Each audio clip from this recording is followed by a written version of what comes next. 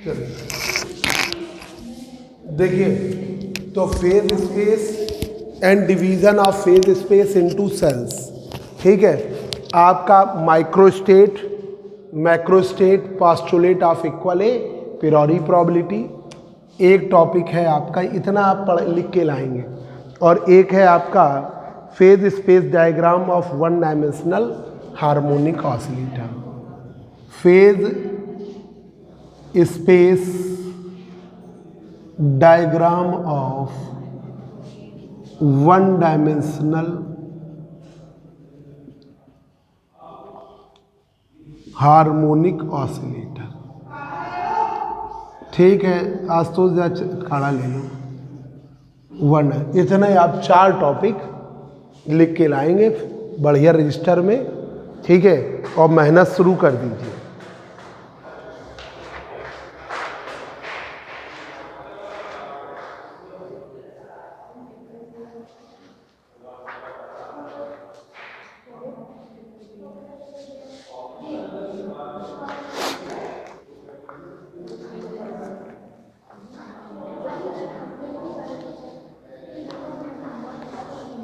अब हेडिंग डालिए thermal equilibrium.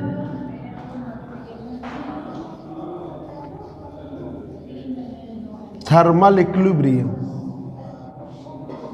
BSc third year में जो पढ़ा है वो नहीं पढ़ाएंगे, है ना। कुल मिला के ये है, तो उससे टाइम वेस्ट बच जाएगा और तुम्हारा A to Z पूरा सिलेबस कंप्लीट होगा, ठीक है। थर्मल इक्विलिब्रियम, थर्मल इक्विलिब्रियम के लिए हमने 2 सिस्टम लिए हैं जो एक दूसरे के थर्मल कांटेक्ट में, एक है सिस्टम 1, एक है सिस्टम 2, ठीक है। ये एक दूसरे के कांटेक्ट में है थर्मल, ये नहीं होगा लिखा हुआ। थर्मल इक्विलिब्रियम भी पढ़ा दिए थे, तो फिर देख लो, अगर थर्मल इक्विलिब्रियम है और देख लेना। और देखो दूसरा कि एक ही थर्मल इक्विलिब्रियम बताया था, तो ठीक है। आपका मैकेनिकल इक्विलिब्रियम और डिफ्यूजिव इक्विलिब्रियम दो और है।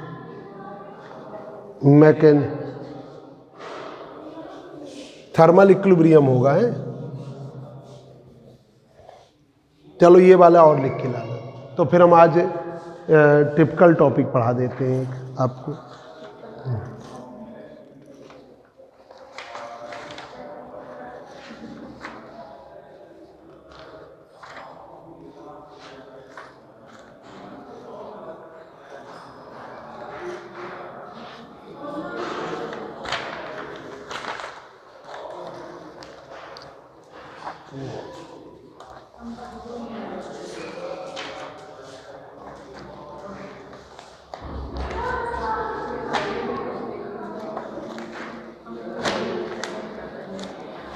आइए,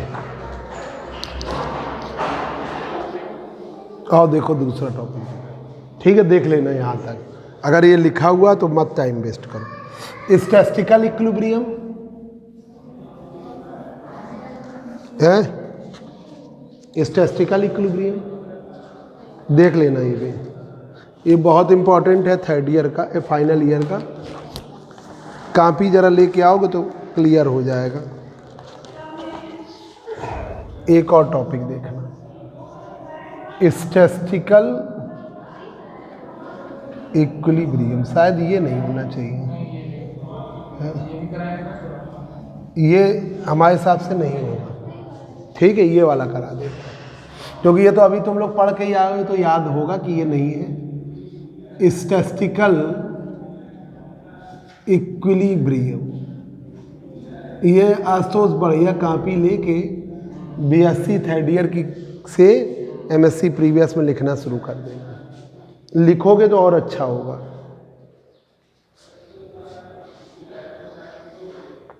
अब आइए स्टैटिस्टिकल इक्विलिब्रियम।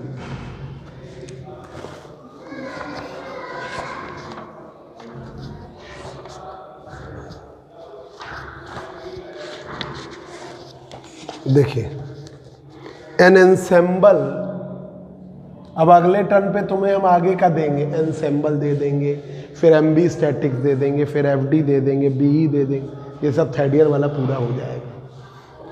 तो देखिए एन एनसेम्बल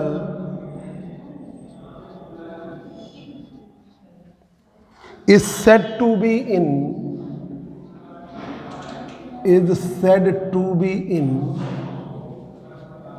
statistical equilibrium.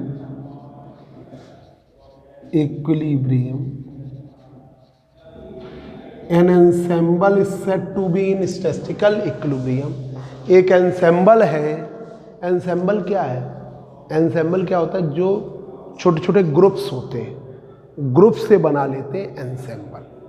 ठीक है, ग्रुप्स का कलेक्शन एनसेम्बल है। ठीक है, मतलब सिस्टम्स का collection ensemble.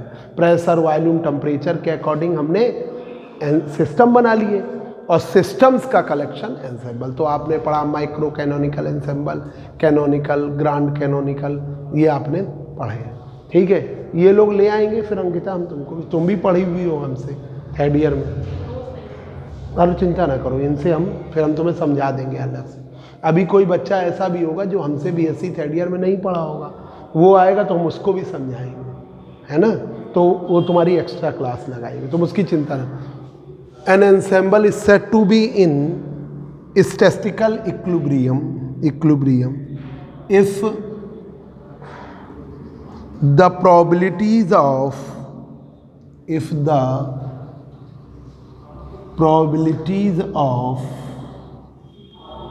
of finding the phase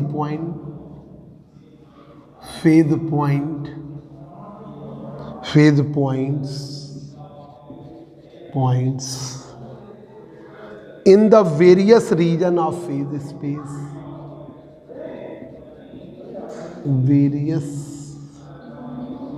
regions of phase space,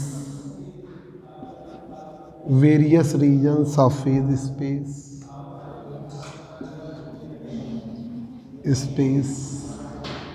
various regions of phase space, and average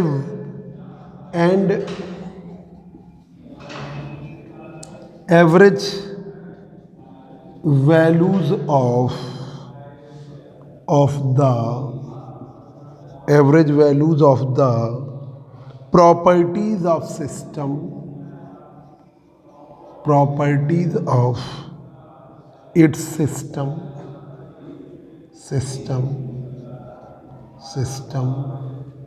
are independent of time, independent of time. An ensemble is said to be in statistical equilibrium. एक ensemble है, हम उसे क्या कहेंगे? statistical equilibrium में। An ensemble is said to be in statistical equilibrium if the probabilities of finding the phase points, जो probabilities है phase points के पाए जाने की, if the probabilities of finding the phase point in various regions of phase space and average values of the properties of its system is independent of system, independent of time, time से स्वतंत्र। ठीक है, is independent of time। अब देखिए mathematically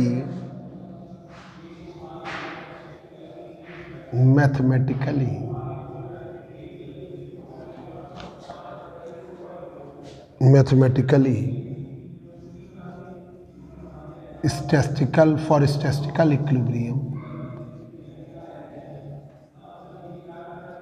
statistical equilibrium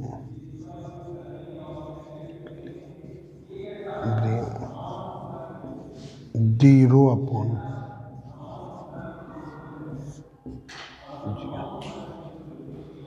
ठीक है भाई, density भी तो एक प्रॉपर्टी है, वो भी क्या होगी? Independent of time. ठीक है, डेंसिटी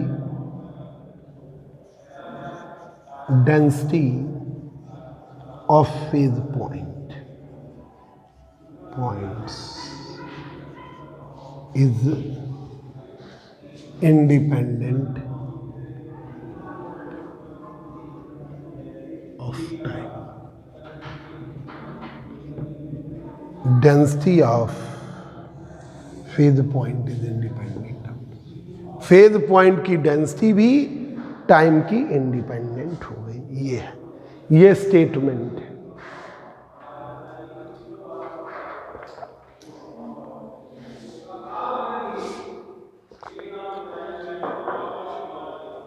ठीक है, ये अब जरा इसका प्रूफ देखिए। एमएससी प्रीवियस में आपको बीएससी थर्ड ईयर का इतना ज़्यादा पोर्शन है कि आपकी अगर बीएससी थर्ड ईयर की फिजिक्स का ही मैक्सिमम बच्चा करता है तो वो 25-30% तक का तो पेपर में आता ही आता है। ठीक है, जैसे एक एमबी एफडी बी का कंपैरिजन है, Maxwell Boltzmann Bose Einstein Fermi Dirac, तो उनका कंपैरिजन आता है। मैक्सवेल बोल्ट्जमैन स्टैटिक्स आती है, फर्मी डीराक स्टैटिक्स आती है। ठीक है, फेज स्पेस आता है। मतलब बीएससी थर्ड ईयर का 30% तक आपको काफ़ी चीज़ें मिल जाएंगी। सो इलेक्ट्रॉनिक्स में भी यही है, टनल डायोड हमने लास्ट टाइम दिया था। तो हम शुरुआत से ही तुम लोग को मेहनत कराना चाहते हैं, थर्ड ईयर की चीज़ों को भी कवर कराते हुए। देखिए जरा, एक अभी आज जाके याद करिएगा, Liouville's theorem. Liouville's theorem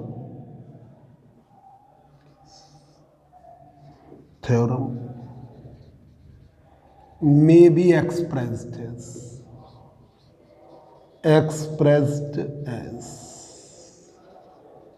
Leibniz theorem may be expressed as d bar rho upon d bar t plus sigma i बराबर 1 to f d bar rho upon d bar qi into qi dot plus sigma i बराबर 1 to f day बर rho upon day बर P i into p i dot बराबर 0। Equation याद करिए, ठीक है, इसकी प्रैक्टिस करिए। डे बर रो अपॉन डे बर टी, सिग्मा i बराबर 1 to f डे बर rho upon del q i into q i dot i बराबर 1 to f डे बर रो अपॉन डे बर P i into p i dot. Q I position coordinates है, P I momentum का।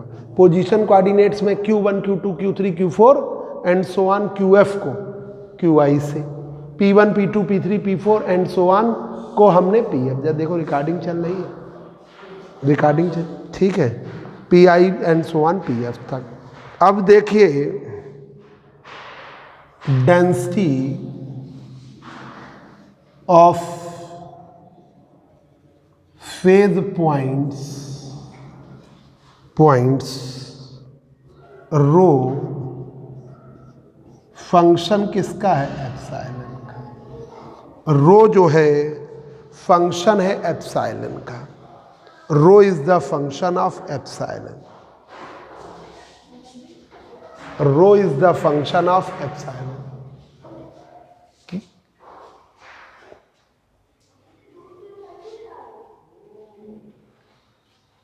Rho is the function of epsilon. अब आपने इसको according del rho upon del q i, del rho upon del q i, del rho upon del epsilon, del epsilon upon del q i, ऐसे कर दिया, ठीक है। Day बर epsilon अपनी तरफ से involve कर दिया। एक तो जाके घर पे 2-4 बार लिख लिख कर याद करिए, अगले टर्म पे यही प्रूफ कराएंगे। और ये टॉपिक भी बहुत इम्पॉर्टेंट है एमएससी का। पहले बीएससी में था, अब हट गया है, ठीक है, बहुत इम्पॉर्टेंट है, पेपर आ भी सकता है 2021 में, उसके पहले शॉर्ट में आएगा 3 मार्क्स में, ठीक है। अब देखिए और लेबनीज़ थ्योरम जो है अगले टर्न पे कराएंगे, ये भी मोस्ट इम्पॉर्टेंट, थोड़ा बहुत इम्पॉर्टेंट नहीं, बहुत ज़्यादा इम्पॉर्टेंट। अब देखिए rho is the function of x, तो डेवर rho upon डेवर q i, del rho upon del eps, del epsilon upon डेवर q i. हमने क्या किया, एक ये कर दिया 4, इसी तरह डेवर रो अपॉन डेवर पी आई, इसको हमने कर दिया del rho upon डेवर p i, del rho upon डेवर epsilon, डेवर epsilon upon डेवर p i, ये इक्वेशन, ठीक, ये अपनी तरफ से कर दिया। अब ये हम रखेंगे,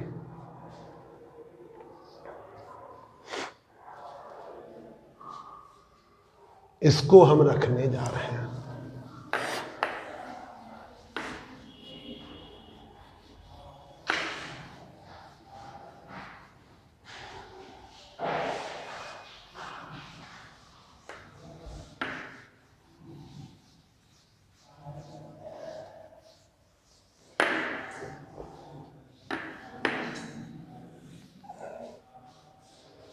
अब देखिए 4 और 5 को यूज करिए सेकंड में,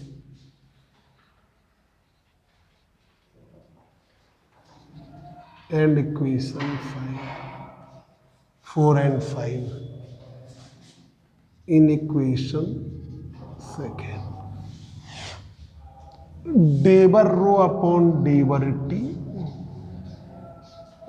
प्लस सिग्मा आई बराबर 1 to f, डेवर rho upon डेवर t, sigma del rho upon डेवर q i into q i dot sigma i बराबर 1 to del rho upon डेवर p i into p i dot, ठीक है, बराबर 0, ठीक है। अब हम इसको क्या करेंगे, del rho upon डेवर q i into q i dot है, इसको हमने ऐसे किया, डेवर rho upon डेवर t sigma i बराबर 1 to f, डेवर rho upon डेवर epsilon, डेवर epsilon upon डेवर q i to q i dot sigma i बराबर 1 to f, डेवर rho upon डेवर epsilon, डेवर epsilon upon p i 0, p i dot बराबर 0। इसको आप उधर ले जाइए, equation हो गई 6, इसको आप उधर ले जाइए, तो डेवर rho upon डेवर t sigma i बराबर 1 to f माइनस में, ठीक है, del rho del epsilon upon डेवर q i into q i dot डेवर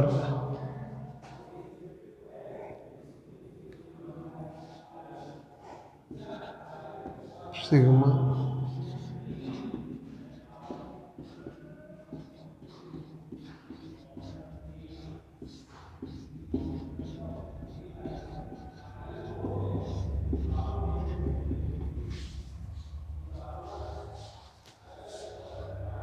अब ये है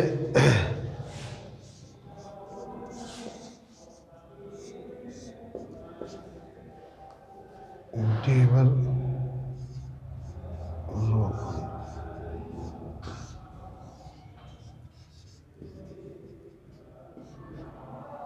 1 to f del epsilon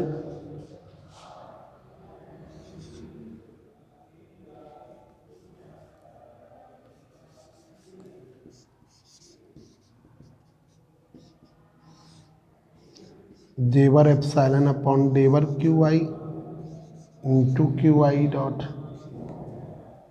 डेवर epsilon upon डेवर p i into p i dot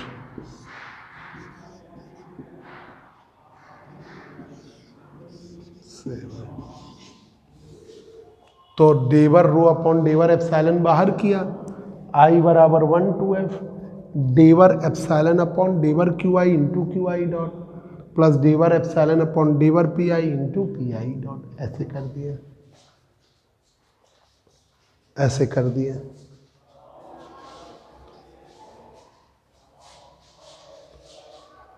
अब यहां पर एप्सिलॉन जो है, एनर्जी डेंसिटी जो है, वो फंक्शन है क्यू आई और पी आई का। एनर्जी ई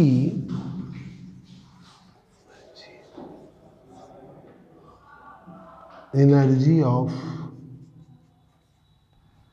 एनसेम्बल, ठीक है, epsilon is the function of Q I P I. Energy of particles,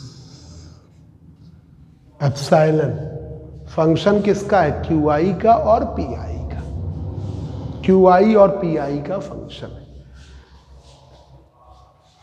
तो ये d epsilon डेवर epsilon upon डेवर q i into d q i del epsilon upon डेवर p i into d p i. D epsilon बराबर del epsilon upon डेवर q i into d q i del epsilon upon del. तो इसमें sigma लगेगा, sigma छूट गया हमसे। जब ऐसा आई लगाते हैं ना तो ऐसे करते हैं।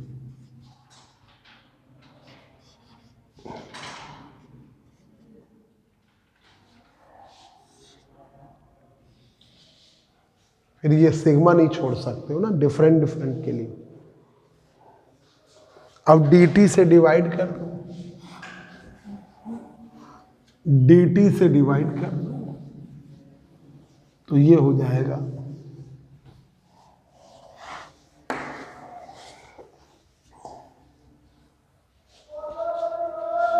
तो d epsilon upon dt dt sigma i बराबर 1/2f del epsilon upon डेवर q I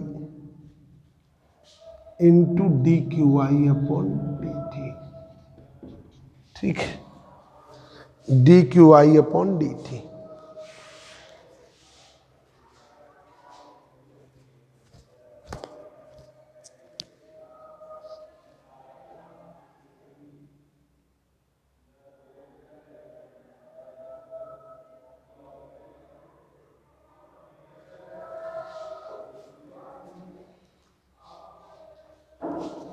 D q i upon d T.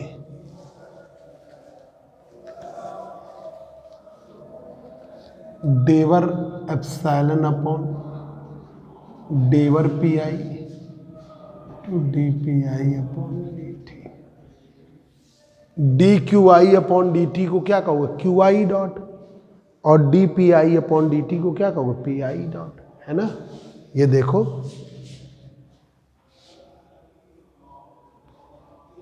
Where d q i upon d t को हम कहेंगे q i dot, d p i upon d t को हम कहेंगे p i dot, p i dot. D q i upon d t को q i dot, d p i upon d t को p i dot, ये हम रख देंगे। तो d epsilon upon d t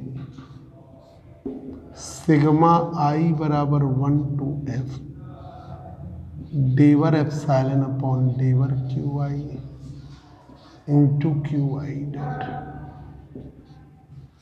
del epsilon upon डेवर p i dot. ठीक है,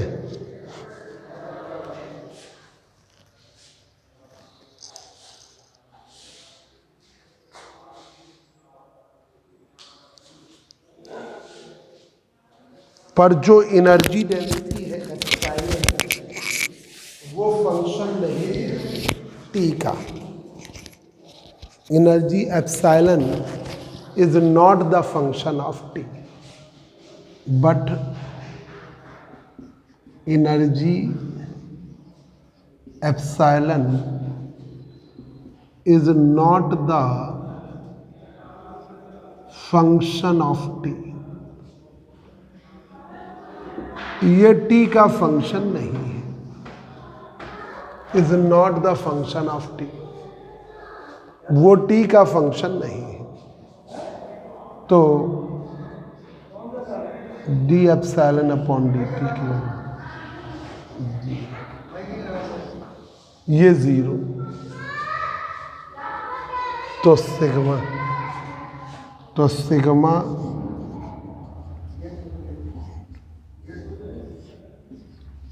डेवर epsilon upon q i नहीं,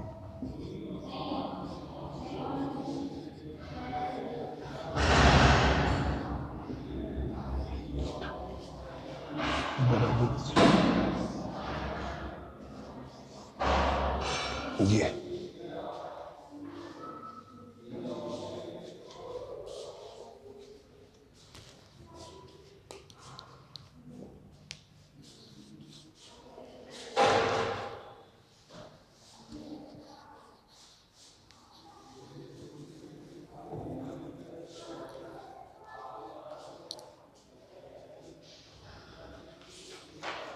देखिए जरा, लेवलिस थ्योरम में बी एक्सप्रेस्ड है।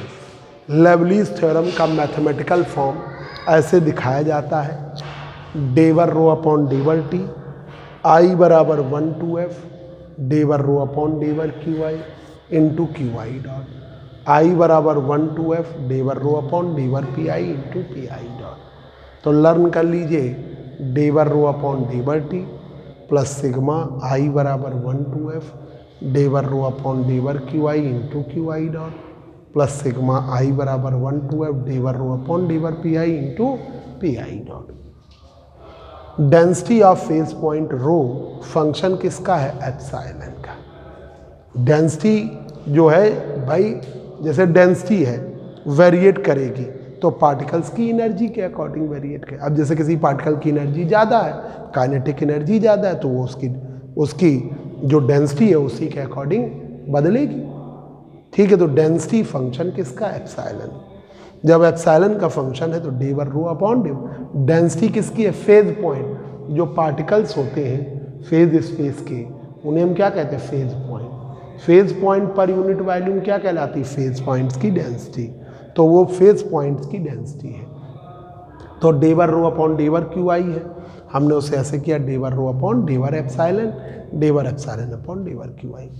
Del rho upon डेवर p i है, उसे भी ऐसे ही किया, डेवर rho upon डेवर epsilon, डेवर epsilon upon डेवर p आई।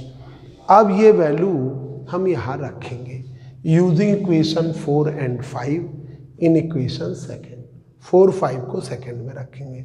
तो डेवर रो अपॉन डेवर टी आई बराबर 1 to f डेवर rho upon डेवर q i into q i dot i बराबर 1 to f डेवर rho upon डेवर p i into p i dot. ठीक है, तो डेवर rho upon डेवर t plus sigma i बराबर 1 to f डेवर rho upon डेवर q i into q i dot i बराबर 1 to f डेवर rho upon डेवर p i into p i dot. ठीक है, अब हमने क्या किया, इसको डेवर रो अपॉन डेवर, मतलब यहाँ पर डेवर रो अपॉन डेवर क्यू आई की जगह डेवर rho upon डेवर epsilon, डेवर epsilon upon डेवर q i into q i dot i बराबर 1 टू एफ डेवर rho upon डेवर epsilon upon डेवर p i into p i dot बराबर 0। अब हमने क्या किया, डेवर rho upon डेवर t sigma i बराबर 1 टू एफ डेवर rho upon डेवर epsilon upon डेवर q i into q i dot minus में आई बराबर 1 टू एफ डेवर rho upon डेवर epsilon upon डेवर p i into p i dot हमने उसको उधर भेजा हुआ है और डेवर रो अपॉन डेवर एप्सिलॉन क्या ले लिया कॉमन, आई बराबर 1 टू एफ डेवर epsilon upon डेवर q i into q i dot डेवर epsilon upon डेवर p i into p i dot. ठीक है, अब आपको बता दें जो एनर्जी होती है वो किसका फंक्शन है, पोजीशन कोऑर्डिनेट का और मोमेंटम। अब पता नहीं कौन से पार्टिकल की एनर्जी है, तो हमने Q1 Q2 Q3 Q4 कोई भी हो सकता है तो QI ले लिया। पोजीशन कोऑर्डिनेट को तो मालूम है Q1 Q2 Q3 से दिखा है, और मोमेंटम कोऑर्डिनेट